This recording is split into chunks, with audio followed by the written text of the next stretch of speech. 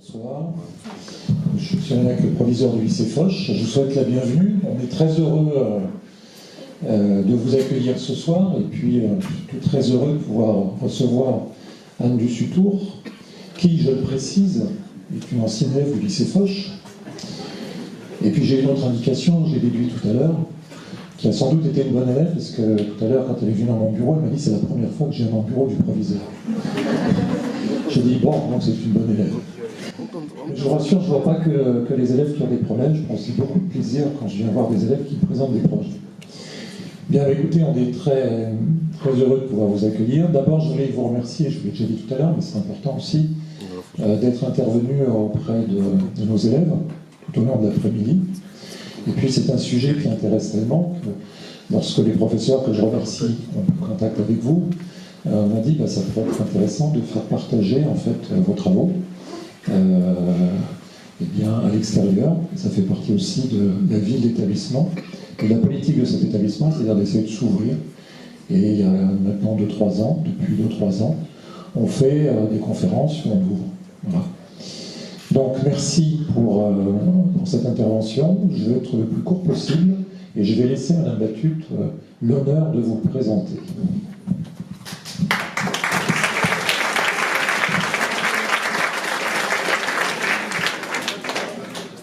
Bonsoir et bienvenue au lycée Foch.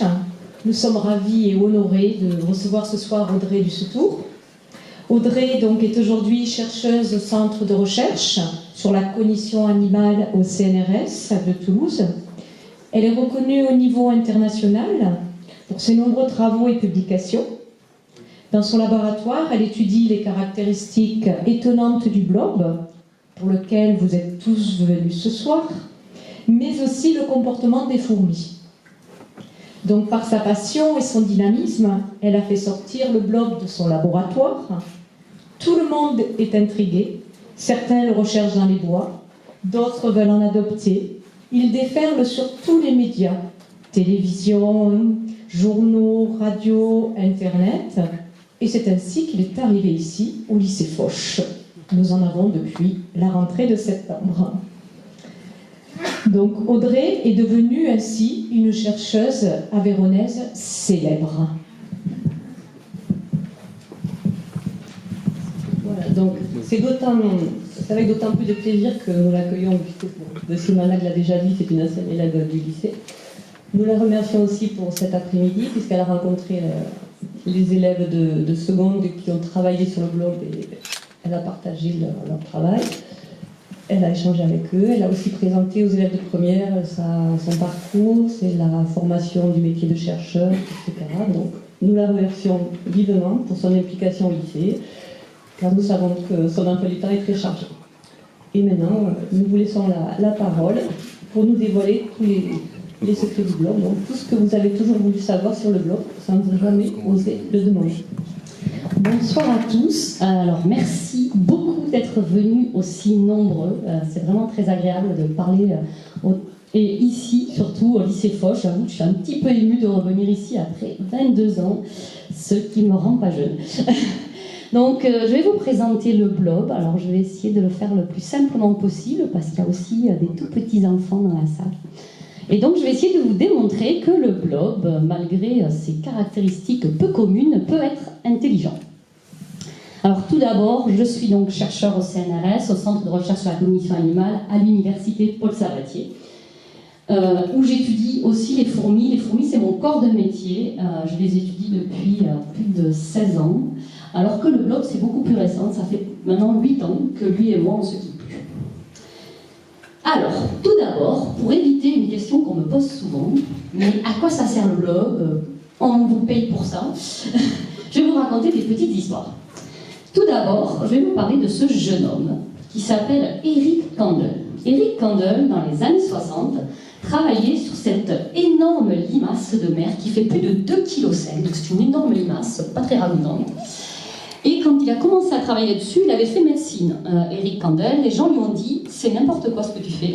Tu vas ruiner ta carrière à travailler sur cette limace. Il faut savoir que Eric Kandel a obtenu le prix Nobel en 2000 parce que grâce à ses études sur cette énorme limace, il avait révolutionné les neurosciences. histoire, voici ces 3 personnes, 3 chercheurs aussi, qui travaillent sur un petit organisme qui ressemble à rien, que vous n'avez jamais vu parce qu'il est tout petit, il intéresse personne. Il s'appelle Tetra Hyména. Dans les années 80, pareil, même critique, personne qui veut financer leur recherche parce que tout le monde se demande à quoi ça peut bien servir de travailler sur un organisme inconnu de tout le monde.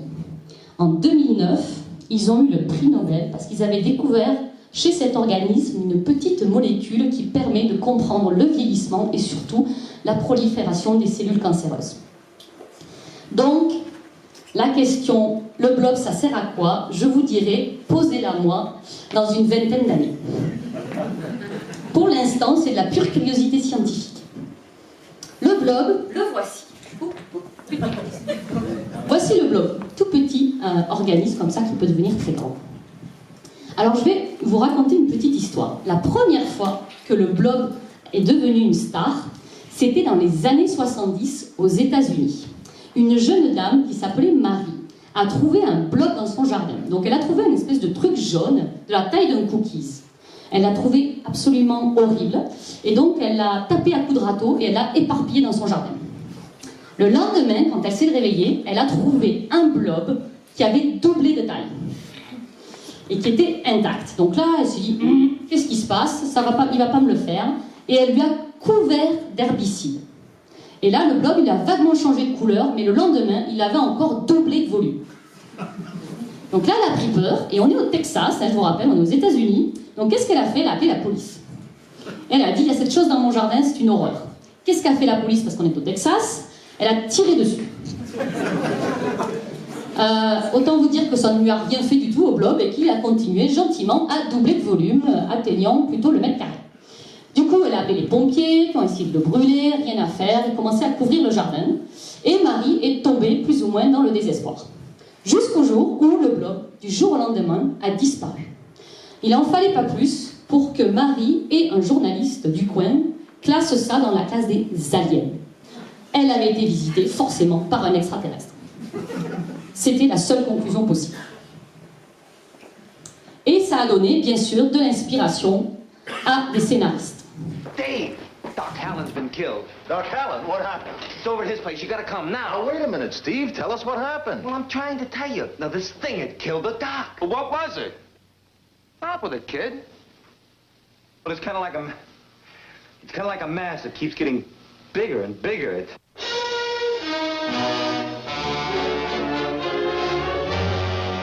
Every one of you watching this screen, look out. Because soon, very soon, the most horrifying C'est le premier film de Steve McQueen où il passe en moving ligne. into this theater.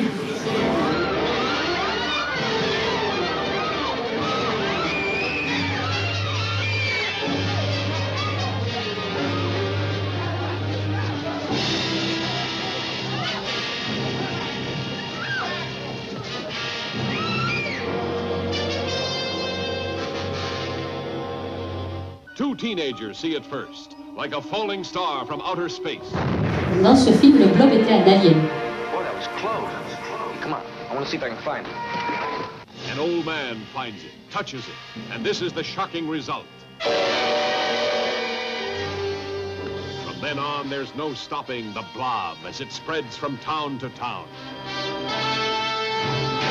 Là aussi, ils ont tiré dessus. Rien à faire. It's indestructible. It's indescribable. Nothing can stop it. This town is in danger. How can it be stopped? Mob hysteria sweeps one city. Before long, the nation, and then the world could fall before the blood-curdling threat of the Blob. Starring Steve McQueen and a cast of exciting young people. Alors, vous pouvez toujours louer ce film, il est ressorti dans les années 70, dans les années 80, dans les années 50, et il va y avoir un remake prochainement, l'année prochaine. On espère que le remake sera mieux que tout ce qu'il y a eu avant. Donc, en réalité, le blob n'est pas un alien. Le blob n'est pas un champignon, le blob n'est pas un animal, et le blob n'est pas un végétal. Il n'est rien de tout ça. Alors, pour vous faire un petit peu d'historique, un petit peu de biologie, il n'y en aura pas trop, je vous promets. La vie est apparue sur Terre il y a 3,8 milliards d'années, sous forme de bactéries, ces petites cellules ridicules là, avec un petit peu d'ADN. Il y a 2 milliards d'années, la cellule se complexifie et devient beaucoup plus grosse et son ADN est sous forme de chromosomes enfermés dans un noyau. C'est ce qu'on appelle les eucaryotes. Le blob fait partie, comme nous, de cette grande famille. Il y a 2 milliards d'années, sur la planète Terre, il n'y avait que des organismes composés d'une seule cellule. Une seule cellule. Et après, bien sûr, il y a eu une complexification. Nous, notre corps humain, on a 100 000 milliards de cellules. Nos cellules sont ultra spécialisées. Vous allez avoir, par exemple, des neurones qui vont vous permettre de voir, par exemple, aujourd'hui, de penser, de réfléchir. Vous allez avoir des cellules comme les spermatozoïdes et les ovules qui vont vous permettre de vous reproduire. Vous avez les cellules du système immunitaire qui vont vous permettre de vous protéger contre les maladies. Le blob, lui, il n'a pas de bol, il a une seule cellule. Donc il doit tout faire avec cette unique cellule. Respirer, manger, se reproduire, éviter des prédateurs, etc. Tous les comportements que nous on fait toute la journée. Sauf que lui, il n'a qu'une cellule. Donc ici, c'est un peu l'arbre de la vie. Donc tous les organismes vivants, sauf les bactéries. Donc vous pouvez voir que les animaux, ils sont ici, c'est une toute petite branche. Donc il faut rester modeste. Hein. La plupart des êtres vivants, en fait, sont invisibles.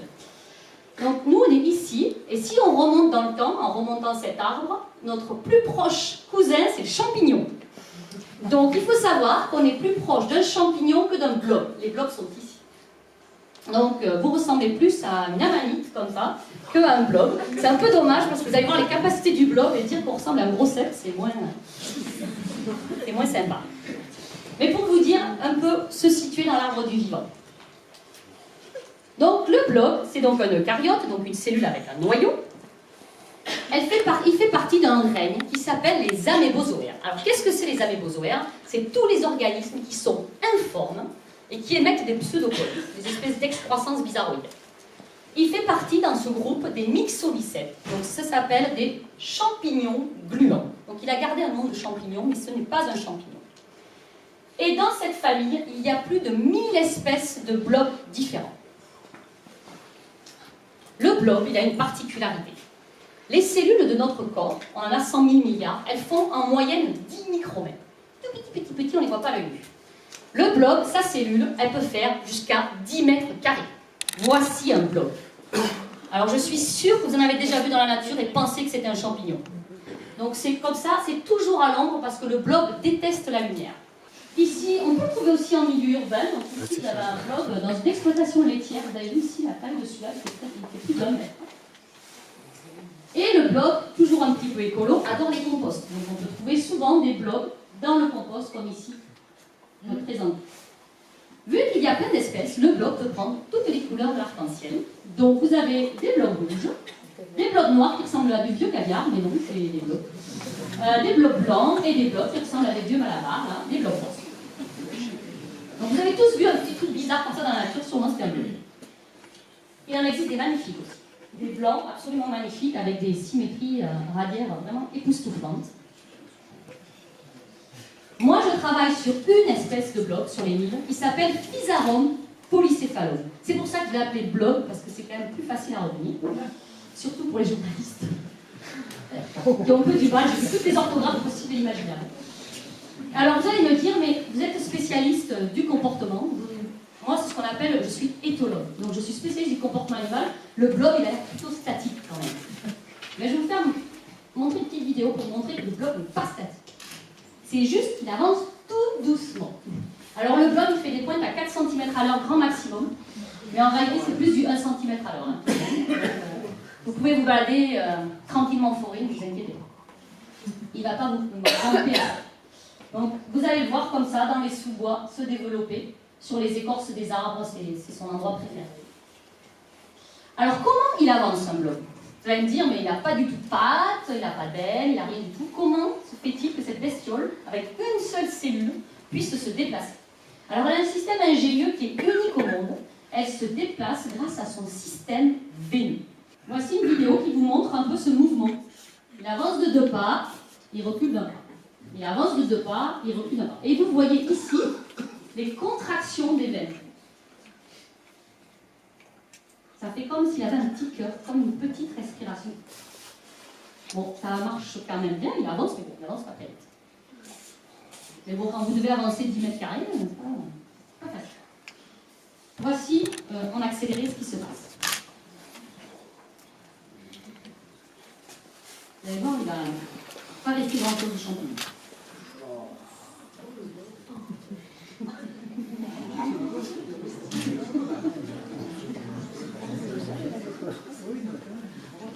Et on peut voir ici les pulsations.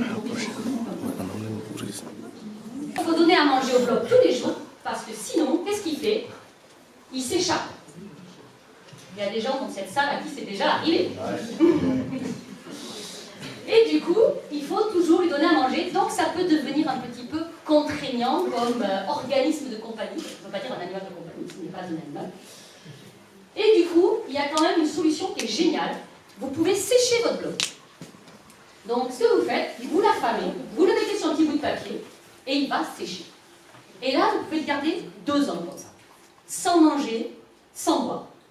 Et si vous voulez le raviver, vous avez juste à mettre un petit peu d'eau dessus, et il repart comme en l'an 40.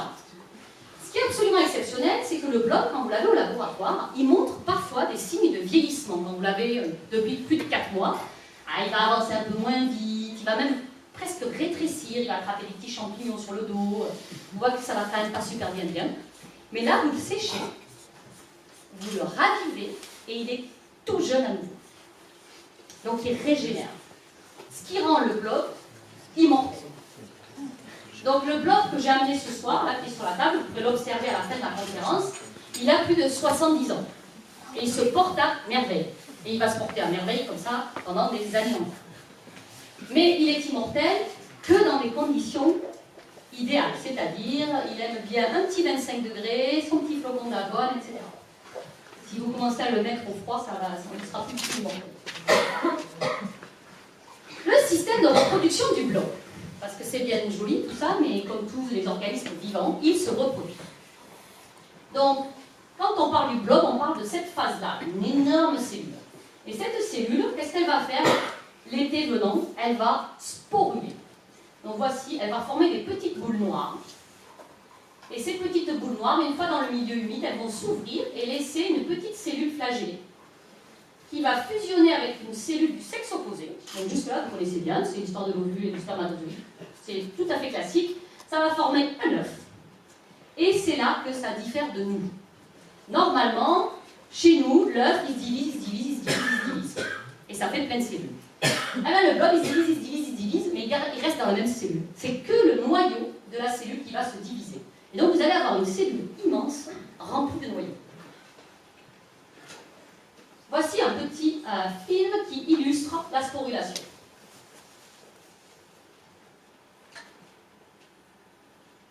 Vous allez voir les oscillations, toujours, les petites boules qui se forment, tout le bloc devient spore. C'est comme si nous, on donnait tout au vu, tout spermatozoïde, entièrement. Si on devait faire la métaphore, c'est ça. Tout le bloc devient des cellules sexuelles. Et à l'intérieur de ces petites spores, là, de ces sporanges, il y a des milliards de spores qui vont se diffuser dans le corps. Alors, chez tous les organismes vivants, nous compris, les animaux, les végétaux, il y a 2 sexes. Le sexe mâle et le sexe femelle. Chez le blob, il y a 720 sexes différents. Donc, je veux dire, un blob a un sexe, mais il y a 720 possibilités. Donc, quand il part dans la nature à la recherche du sexe opposé, la tâche est bien plus facile que nous. Parce qu'il n'a pas 50-50, mais il a 719 sur 720 quand même. Il faudrait vraiment qu'il n'ait pas de bol pour tomber sur une cellule du même sexe que lui. Alors, le blob, il nous apprend quoi? Parce que c'est bien joli tout ça, ça c'est des caractéristiques de biologistes, de naturalistes. Mais qu'est-ce que nous, on fait au laboratoire avec ce fameux blob? Eh bien, nous, on s'intéresse à l'apprentissage sans cerveau. Donc, clairement, pour être intelligent, la plupart du temps, on va vous dire qu'il faut au moins un système nerveux, ce n'est pas le cerveau, mais au moins quelques cellules nerveuses. Or, le blob, il n'a qu'une cellule. Il n'a donc par essence et par définition pas de cerveau. Et pourtant, je vais vous démontrer que le blob peut quand même apprendre et avoir une forme de mémoire. Qu'est-ce qu'on a testé? On a pris bien sûr quelque chose d'assez simple, on ne va pas lui demander non plus de résoudre des équations différentielles. On a pris un apprentissage qui est le plus simple possible, qui s'appelle l'habituation. L'habituation, c'est quoi? C'est tout simple. Vous rentrez dans une pièce, comme ce soir, mais pas vraiment comme ce soir, parce que cette pièce, elle sent plutôt bon. Imaginez, vous rentrez dans une pièce et il y a une odeur qui est plutôt mauvaise, l'odeur A, qui sent mauvais. Au début, vous êtes là, ah, mais c'est quoi cette odeur? Au bout d'une heure, vous vous y habituez. Vous ne sentez plus cette odeur. Et donc ça, c'est une diminution d'une réponse face à la répétition de cette stimulation, de cette odeur. Ça, c'est la première caractéristique de l'habituation, donc le fait qu'une réponse disparaisse. Maintenant, on met une odeur B, qui est aussi nauséabonde dans la pièce. Vous allez y réagir, parce que vous n'êtes pas habitué à toutes les mauvaises odeurs, malheureusement, ou heureusement, si jamais il y avait un danger, il vaut mieux être capable de détecter des mauvaises odeurs. Ensuite, vous sortez de cette pièce. Vous allez faire un tour, vous allez vous balader, et vous revenez dans cette pièce. Et à nouveau, ah, mais c'est quoi cette odeur? Vous avez récupéré. Vous n'êtes pas habitué à l'odeur A pour toute la vie. C'est un peu dommage, hein, pour l'odeur des pieds, ça nous arrangeait. Mais non, on n'est pas habitué. Dès qu'on n'a plus la stimulation, eh bien, on récupère.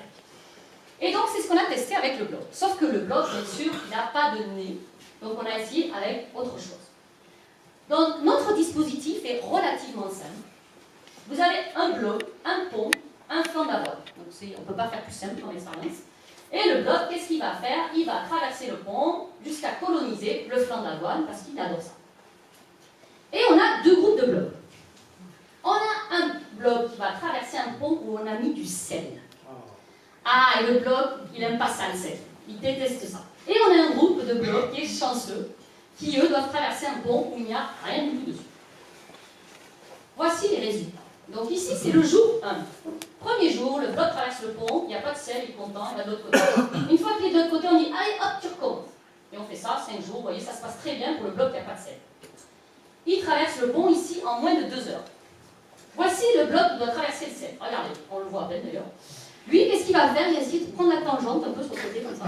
Essayer de minimiser mais vraiment la surface de contact avec le sel et il va mettre 10 heures à traverser un pont de 1 cm. C'est très long comme expérience. Et si on reprend l'expérience le lendemain, on lui redemande de traverser, vous voyez que son pseudopode, donc son excroissance là, s'élargit petit à petit avec les jours, jusqu'à être complètement large au jour 6. Et si on teste ces blocs marins, vous n'avez jamais vu le sel avec du sel, ici, vous voyez qu'ils font leur petit pseudopode. Donc il y a bien eu ce qu'on appelle une habituation, le bloc complètement ignore le sel ici. On a testé du coup la spécificité. Est-ce qu'il est habitué à tout? On lui a donné quelque chose qu'il n'aime pas du tout, c'est la caféine, le café. Parce que c'est une substance très amère à forte concentration. Et vous voyez que nos deux blocs n'aiment pas du tout la caféine, donc ils ne sont pas habitués à tout et n'importe quoi, c'est spécifique. Ensuite, on laisse notre bloc se reposer, tranquillou. Du coup, il traverse un pont d'agar, un donc de gel, avec sans sel, et ensuite, on lui représente le sel. Et là, qu'est-ce qu'on voit? À nouveau, un fin pseudopode. À nouveau, il met 10 heures. Il a récupéré. Il a un peu oublié qu'il s'était habitué au sel, comme nous. Donc, suite à cette expérience, on a fait une publication qui a fait la une des journaux parce que c'était la première fois qu'on montrait un apprentissage chez un organisme unicellulaire, c'est-à-dire sans cerveau. On montrait qu'on pouvait apprendre sans cerveau.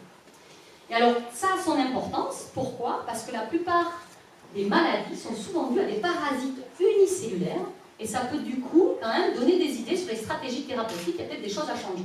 Si maintenant les parasites peuvent apprendre, c'est quand même, ça peut devenir un problème parce que tout le monde a entendu parler bien sûr de l'habituation aux médicaments.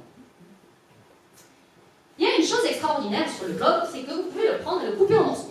Alors avec un emporte-pièce hein, ou des moules à gâteau carnaval par exemple. Ça dépend de la forme que vous voulez donner à votre bloc. Et ça ne lui fait rien du tout parce qu'il cicatrise en moins de 2 minutes. C'est la cicatrisation membranaire la plus rapide du règne vivant. Et si vous mettez ces petits morceaux côte à côte, eh bien, ils vont juste reformer un énorme bloc. Et donc ça nous a donné des idées, cette capacité du bloc. Donc qu'est-ce qu'on a fait? On a fait 2 groupes de blocs.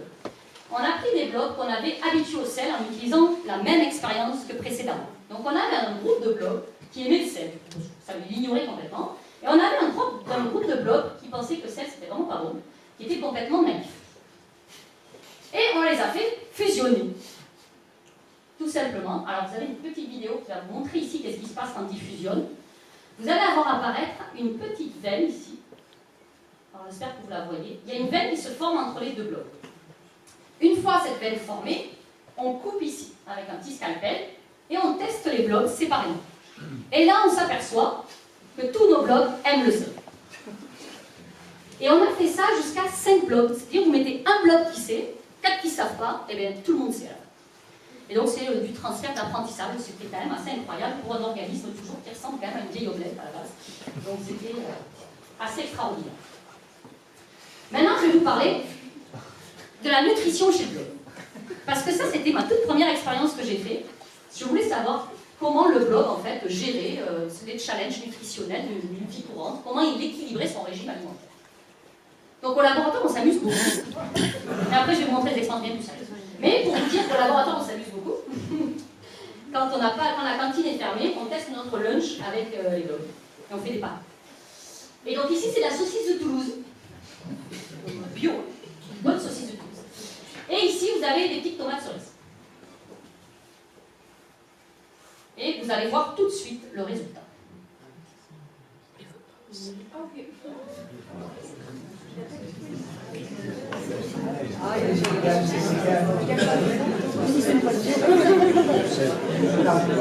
Le blob n'aime pas la saucisse de Toulouse. À votre avis, pourquoi le blob n'aime pas la saucisse de Toulouse? Allez, bravo, c'est ça. Donc bien sûr, après on a fait des expériences bien plus sérieuses. Donc on a designé des flancs. Enfin, c'est des flancs, ça ressemble à des flancs, mais clairement tous les nutriments sont calculés au milligramme. Donc on fait un mélange de protéines, de sucre, de sels minéraux, de vitamines, de lipides, etc. On met tout ce qui est nécessaire à la survie et on manipule dans ce flanc la quantité de protéines et la quantité de glucides, qui sont les deux choses les plus importantes, donc les sucres et les protéines. Et on pose un blob sur le flanc. Et on regarde comment il se développe. On le pèse, etc. Et on s'aperçoit, suite à cette expérience, que le blob, il aime quand il y a 2 fois plus de protéines que de sucre. Il n'est pas très régime sucré. Ce qui est logique parce que les champignons, c'est plutôt protéines.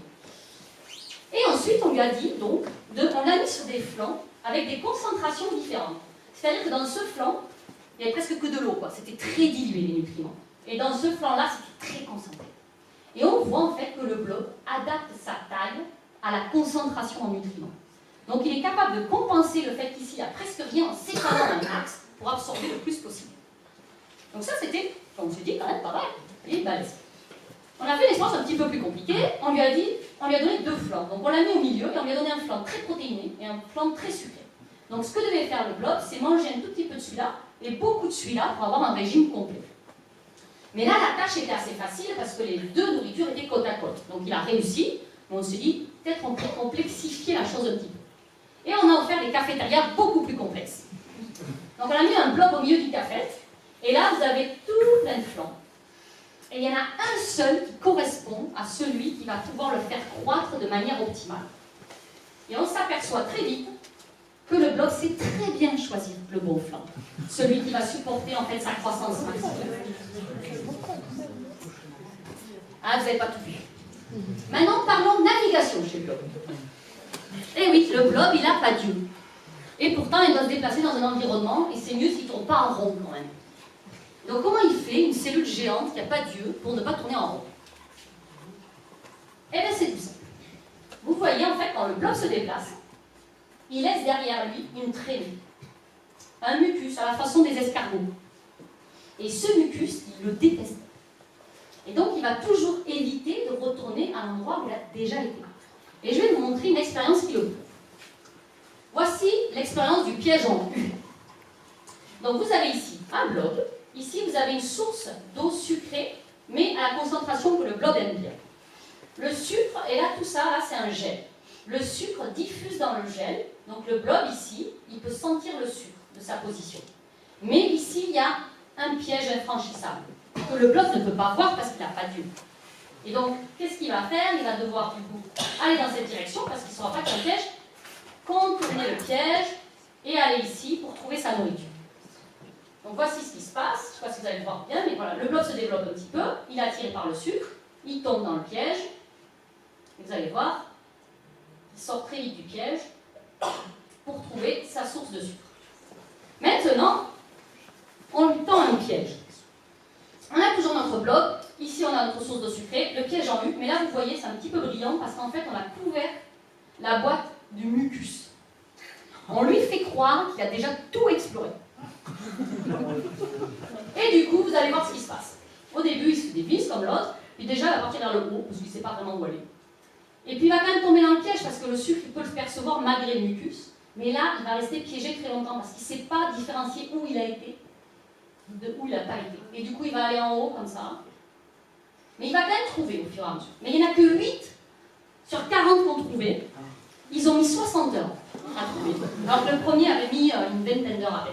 Donc il met 3 fois plus de temps. Donc on avait prouvé que ce mucus lui permettait de naviguer dans l'espace. Ce qui est très très pratique. Il sait, là j'ai déjà été, là j'ai déjà été, là j'ai déjà été. Du coup, comme ça, il n'explore pas 2 endroits au hasard en même temps. Le blob, il peut avoir des personnalités. Oui, oui, on a affaire à une cellule qui peut exprimer des personnalités. J'ai 3 blobs, parce qu'on peut parler que de 3 blobs, c'est-à-dire 3 individus. C'est comme si j'avais pris un individu dans un pays, un individu dans un autre pays, un individu. Donc j'ai 3 blobs, un qui vient des États-Unis, un qui vient du Japon et un qui vient d'Australie. Et donc j'ai travaillé moi sur le blob australien pendant très longtemps. Et un jour, je me suis dit, c'est quand même bizarre, les gens travaillent tous sur le même blob. S'il faut, les résultats qu'on trouve, c'est pas du tout généralisable. C'est comme si vous testiez tous vos médicaments sur un seul humain. C'est un peu quand même, c'est frileux. Et du coup, je me suis dit, je vais essayer de récupérer des blobs. Mais en fait, c'est pas si facile que ça à récupérer pour avoir les vrais bons physaropolycéphalons. Mais aux États-Unis, ils en vendaient un, donc je l'ai acheté. Et quand je lui ai donné les flocons d'avoine organiques, bio, que j'avais acheté, 20 kilos de stock, il n'a pas voulu y toucher. Alors que l'Australien s'en régalait. Qu'est-ce qu'il a fait, l'Américain? Il est sorti de la boîte et il a dit, je vais chercher mieux ailleurs. Donc là, je me suis dit, mais c'est quand même particulier, ces blocs, finalement, ils ne sont pas tous identiques. Et donc là, j'ai récupéré un bloc japonais et j'ai comparé donc ces 3 blocs. Donc voici le bloc australien, voici le bloc américain et voici le bloc japonais. Alors je ne sais pas si vous allez voir parce que ça va aller un peu vite, mais vous allez essayer de vous concentrer sur la vitesse de déplacement des blocs.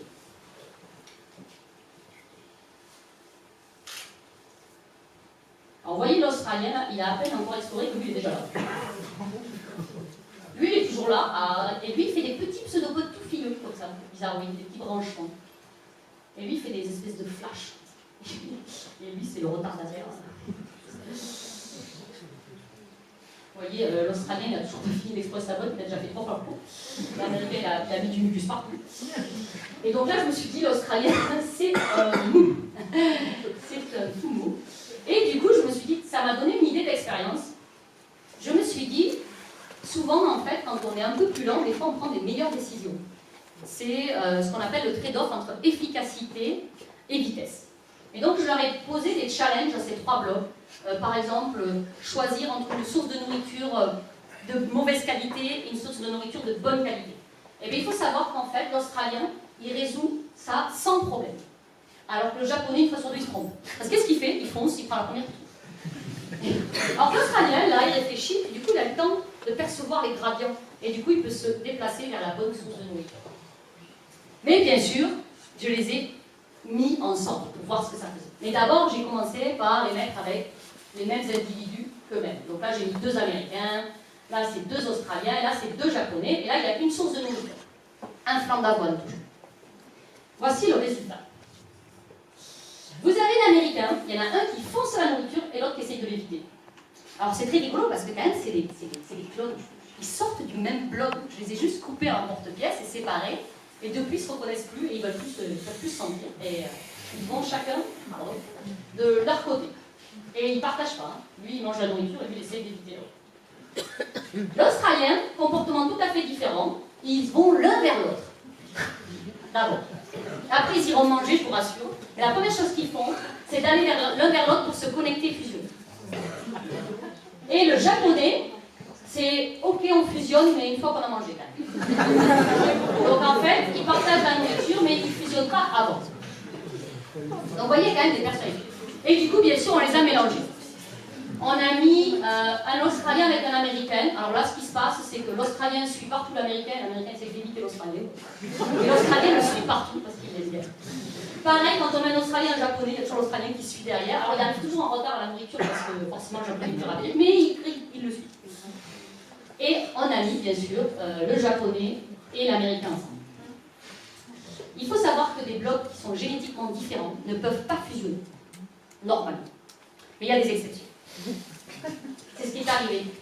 La plupart du temps, il se passait ça. Le Japonais allait à la nourriture parce qu'il était plus rapide, et l'Américain traînait un petit peu. Mais souvent, on a eu ça. Carnage. Alors là, on ne reconnaît pas ce qui se passe. Mais je vous explique. Ici, il y avait un Japonais. Ça ressemble pas à grand chose. Là, il y avait la nourriture, il s'est passé quelque chose sur la nourriture, clairement. Et là, il y a l'Américain en bonne santé. En fait, ce qui se passe, c'est que l'Américain et le Japonais fusionnent, et l'Américain, il détruit tous les noyaux du Japonais. Donc moi, j'ai appelé ça la revanche de Pearl Harbor. Parce que c'est exactement ça qui se passe. Donc en fait, il faut éviter de les mettre dans le même carton quand on les élève. Maintenant, je vais vous présenter des expériences. C'est pas moi qui les ai faites, c'est mon collègue Toshiaki Nakagaki. Et je vais vous montrer que le bloc peut anticiper des événements, planifier des réseaux mieux que nous et sortir d'un labyrinthe. Première expérience qu'a fait Toshi, il a mis un bloc comme ça et il l'a laissé grandir. Et hop, il lui a mis un coup de froid. Le bloc il s'arrête direct, quand il fait froid il bouge plus. Et à la fin, le blob, il n'avait même plus besoin du coup de froid pour arrêter de grandir. Il s'arrête automatiquement juste avant le coup de froid. Et donc, il était capable d'anticiper qu'il allait avoir un coup de froid. Et là, ça dure jusqu'à 2-3 cycles, mais après, quand même, il comprend que bien, il a un coup de froid et il continue à croître normalement. Donc ça, c'était une première expérience qu'avait fait Toshi. Deuxième expérience qui est, moi, ma préférée. Ici, ce que vous voyez, vous ne pouvez pas le reconnaître parce que ici, en fait, on est au Japon. Et là, c'est un bloc qui est sur Tokyo. Et tous ces petits points blancs que vous voyez, en fait, c'est les villes autour de Tokyo. Et c'est des flocons d'avoine, des morceaux de flocons d'avoine. Et donc, en fait, il a créé une mini-carte du Japon. En miniature. Et là, vous avez le bloc qui grandit. Et chaque fois qu'il trouve un flocon, il le connecte avec une veine. Et donc, il va y avoir un réseau qui va se former. Toutes les veines qui ne servent à rien, le bloc les supprime. Et vous allez voir qu'il va finir par connecter toutes les villes, très rapidement. Bon, alors ça, c'est aussi en 24 heures, hein, en réalité. C'est très accéléré. Et au petit à petit, vous allez voir un réseau bien net qui va se découper.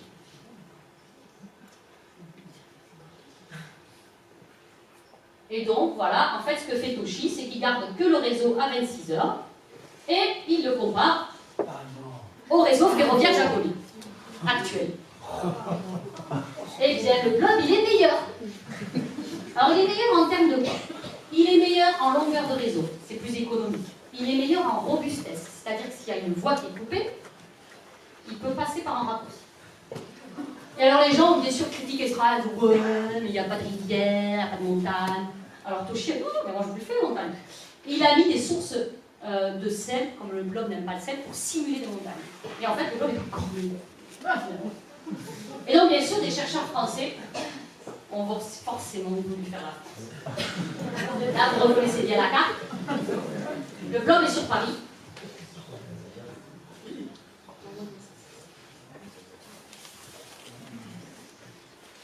Bon, il n'y a pas Rodez. Je ne sais pas pourquoi.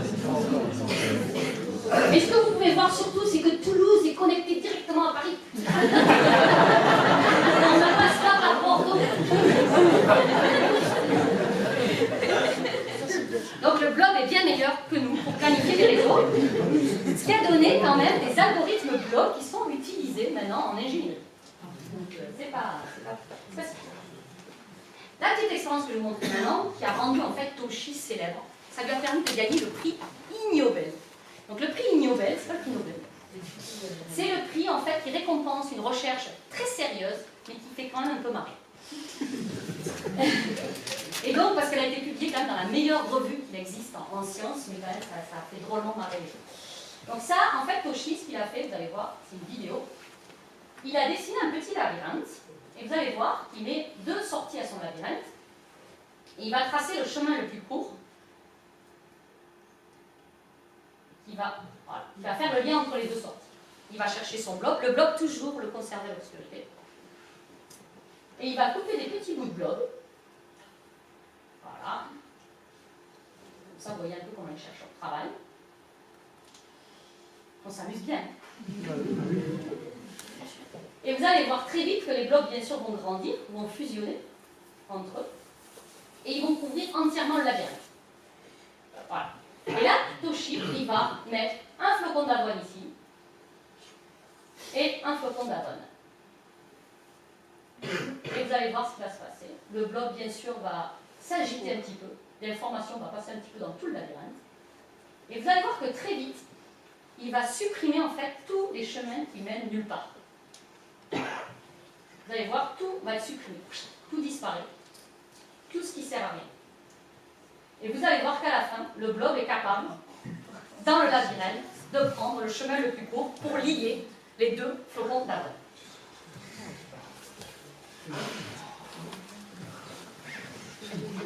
Alors après toutes ces histoires que je viens de vous raconter, vous devez vous dire, mais comment ça se fait que le blob n'a pas envahi le monde?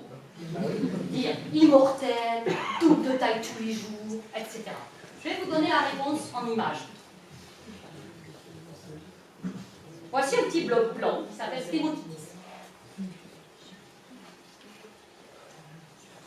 Il pousse tranquillement sur sa petite souche.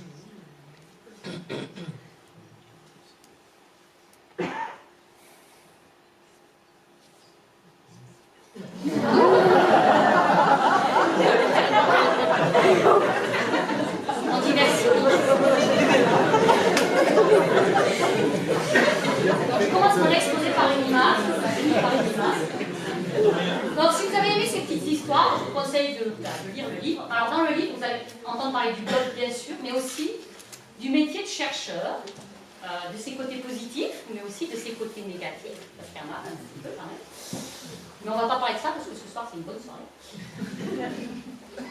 Si vous voulez élever des blobs, c'est possible, vous pouvez le faire chez vous, c'est très facile. Avec un ami vidéaste, on a créé un tutoriel. Ça se fait comme ça, un tutoriel. Et c'est le B.A.B.A. de l'élevage chez soi.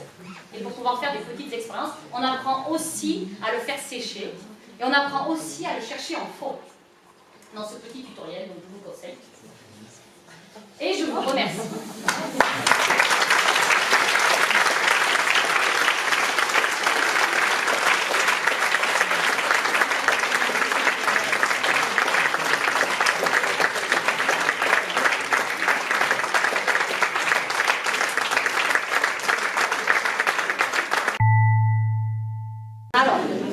C'est assez compliqué, on ne sait pas vraiment encore, mais on pense que c'est dans le système veineux que circule l'information.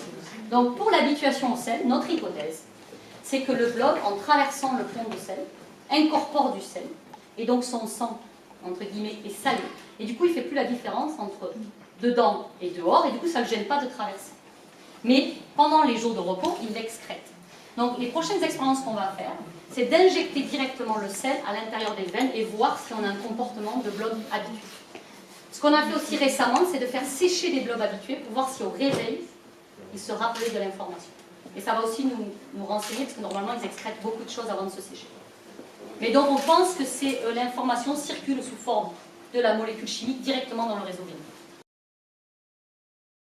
Alors, il est utilisé en thérapeutique un tout petit peu, surtout le réseau veineux, toujours, parce que la morphogénèse de ce réseau, comment ce réseau se forme, c'est les mêmes lois physiques que les réseaux veineux des tumeurs. Donc en fait, comment ça marche une tumeur? Vous avez une cellule cancéreuse qui se développe, et quand la tumeur grossit, elle a besoin d'être alimentée en sang, et donc elle va court-circuiter votre circulation sanguine et influencer la morphogénèse de ce circuit. Et les lois physiques qui régulent cette morphogénèse sont les mêmes chez le blob. Donc en fait, il y a des chercheurs qui essayent de modifier le réseau pour l'empêcher de se former, pour pouvoir étudier ça sur le cancer. Ensuite, il a des propriétés antibactériennes et anticancéreuses par essence, mais comme beaucoup d'organismes vivants. Et c'est aussi un dépollueur de sol. Pas Physarum polycéphalum, mais une autre espèce qui s'appelle Fuligo septica, ou Vomutia en anglais. Fleur de temps en français, on est un peu plus politique. Et celui-là, il peut accumuler des métaux lourds, type zinc, manganèse, etc. Donc il peut dépolluer des sols. Il peut accumuler des concentrations en zinc 1000 fois supérieures à n'importe quel organisme vivant. sans avoir aucun problème de survie.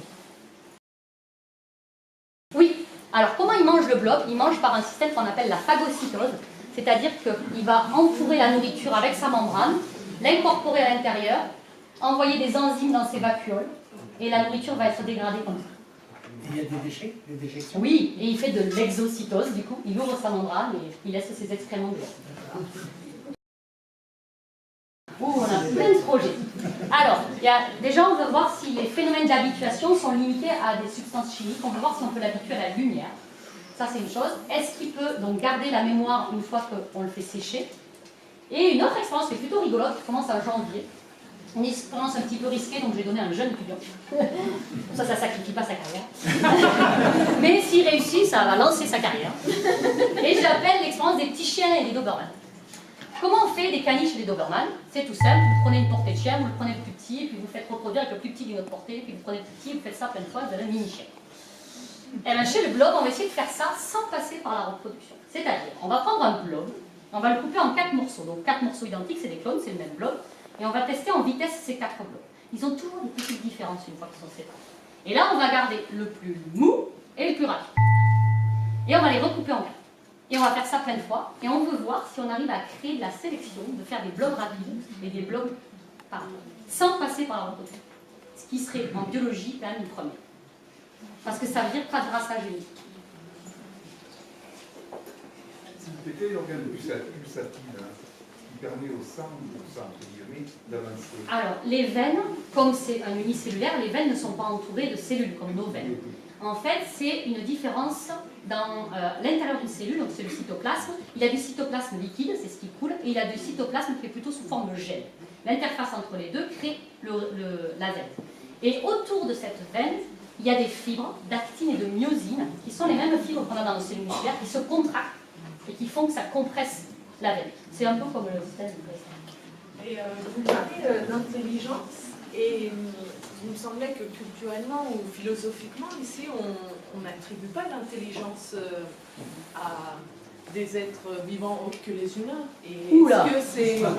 Oula. Je peux vous montrer des vidéos de singes, je peux vous assurer. Oui, je pense que les limites se déplacent. Non. Mais La définition de l'intelligence, c'est la capacité à résoudre des problèmes. et à s'adapter. Et à s'adapter. C'est exactement ce qu'il fait. Il s'adapte et il résout des problèmes sans aucune difficulté. Donc c'est de l'intelligence primitive, soit, mais c'est une forme d'intelligence. Il faut voir l'intelligence comme un continuum, c'est comme l'évolution. Et comme en fait, toute l'évolution ne va pas vers l'homme. Tous les animaux s'adaptent et évoluent. Et lui, il a 1 milliard d'années, il a forcément évolué aussi en 1 milliard d'années. Et donc en fait, c'est une forme d'intelligence primitive et c'est sûrement en comprenant comment se forme l'intelligence au niveau cellulaire qu'on comprendra un petit peu mieux la nôtre. Vous voulez dire que l'homme est de plus en plus intelligent? Bon. Il faut voir son système veineux comme un véhicule pour transférer de l'information. Vous voyez quand la fusion se fait entre les deux blocs, direct ils forment une veine entre les deux. Et donc ils échangent de l'information. Et l'information, je pense que donc c'est la substance chimique qu'il incorpore, et donc quand ils fusionnent, ils donnent la substance chimique aux autres blocs. Ils disent, il envoie du sel dans les autres blocs, et les autres blocs, du coup, ils disent, ah oui, le sel, c'est bon, on connaît. C'est de la chimie. C'est de la chimie, en fait. Ça veut dire que si vous mettez de la nourriture, et les expériences du lycée Foch l'ont montré très bien, par exemple, si vous mettez de la nourriture sur un petit bout de plastique, par exemple, vous verrez qu'il ne peut pas la trouver. Parce qu'elle ne peut pas diffuser dans l'environnement. Lui, il suit des gradients chimiques. Quand vous mettez une nourriture dans un gel, ce que vous allez voir, c'est des molécules qui vont diffuser dans le gel. Et en fait, lui, il suit tout simplement des gradients. Parce que sur sa membrane, il a des récepteurs, qui sont un peu comme des récepteurs olfactifs, qui vont lui permettre de détecter des substances sucrées, des substances amères, des substances salées. Et donc, il va aller vers les substances qui lui plaisent. Dans la nourriture, en fait, toutes les expériences se font sur un gel. Exactement, sinon ça ne marcherait pas du tout. Et lui, il se déplace dans un milieu humide tout le temps. Donc l'odeur ne peut pas avoir d'influence. Alors, il y a des chercheurs qui ont travaillé sur les odeurs, voir si ça pouvait influencer les odeurs vraiment aériennes. On n'a rien vu. Est-ce qu'il possède des os?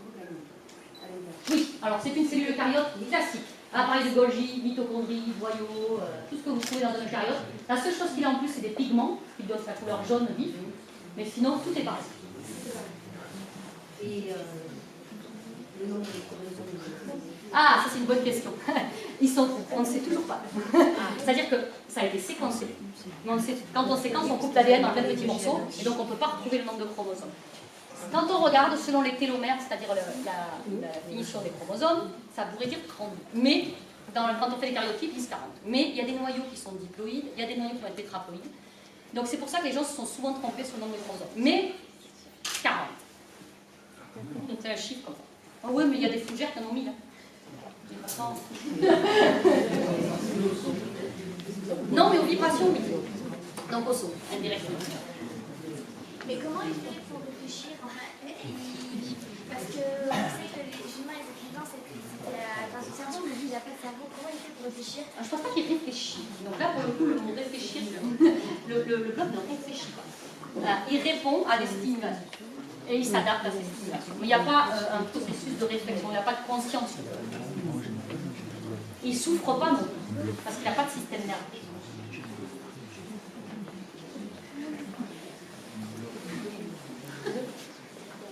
Vous avez parlé qu'on pouvait le trouver en permaculture. C'était un peu la vie de la permaculture à cause de quoi? À cause du contrôle de l'humidité? C'est parce que tous ces petits copeaux de bois, c'est riche en bactéries. Et donc il va trouver plein de petits mycéliums, ces petits champignons, et du coup il se régale. Mais il n'est pas du tout dangereux pour les plantes, il n'empêche pas les plantes, ça ne l'intéresse pas les plantes. Il ne les mange pas. Et en plus, il est très utile pour les plantes parce que qu'est-ce qu'il fait? Il prend de la nourriture et il excrète des nutriments qui vont, eux, être accessibles aux plantes. Une plante, elle ne peut pas se nourrir de bactéries. Par contre, des déchets d'une bactérie, oui. Est-ce qu'on a trouvé des explications, différences de couleur? Alors, c'est des différences de pigments, donc c'est des espèces différentes. Comme vous avez des oiseaux d'espèces différentes qui sont de couleurs différentes, c'est la même chose. C'est juste des pigments qui sont différents. Donc, vous avez... lui, c'est du physarochrome A, s'appelle, donc c'est coloré jaune, mais d'autres vont avoir une autre molécule qui va être colorée rouge, etc. Donc c'est juste une pigmentation. Mais Physarum polyspharum est toujours jaune. Oui, il ne change pas de couleur. Le vôtre. Oui. Oui. Si on met un blob dans le désert, il va finir par le sécher complètement. Ah oui, les déserts, ils n'aiment pas, mais on peut en trouver. Il y a des espèces qui sont adaptées au désert. Ils vivent dans les cactus, parce que c'est assez humide à l'intérieur des cactus. Donc, il y a des petites blessures de cactus, le blob, il peut s'insinuer dedans. Mais on trouve moins de... Normalement, dans les animaux, là où on trouve la plus grande biodiversité, donc le plus grand nombre d'animaux, c'est dans les forêts tropicales. Mais chez le blob, c'est l'inverse, c'est dans les forêts tempérées. Donc c'est chez nous qu'on va trouver beaucoup de blobs. Et c'est impossible qu'ils mangent les humains. Non, il faudrait vraiment rester statique, hein. Longtemps. Non, et puis en plus, il prendrait quoi? Le microbiote qui vit sur notre peau, mais c'est tout. Ça va être un petit nettoyage, quoi. Un petit peeling.